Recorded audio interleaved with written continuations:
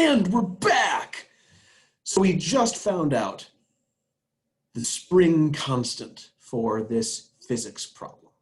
We are working with a spring whose spring constant is exactly 800. That tells us that the spring itself, this physical object, exerts a force of 800 times x newtons when we are holding the spring at coordinate x, right? So the resting place for this spring would be exactly at the origin.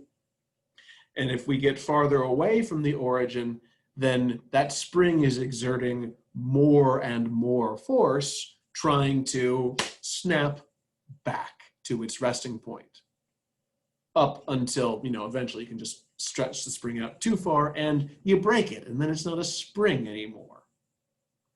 So what we're going to do is, remember, we are trying to find the amount of work required to stretch this spring out by another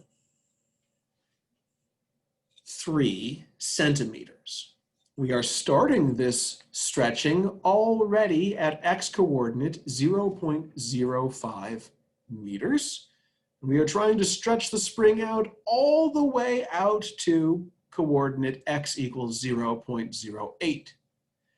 To find the total work involved, I need to know exactly what is the amount of force that that spring is exerting, trying to pull itself back, at every single coordinate x along the way. And that's exactly what my force function does. My force function is 800 times x. Well, gosh, integrating 800 times x, I could do that at my funeral. So I'm going to use my antiderivative.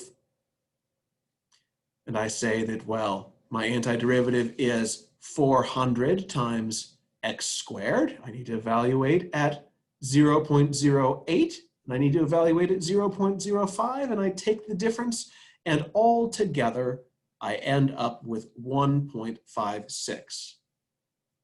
Now mind, I end up with joules because my work formula, here I'm using the scientific notation, so my units are respectively meters and newtons, and a meter times a newton gives me a joule.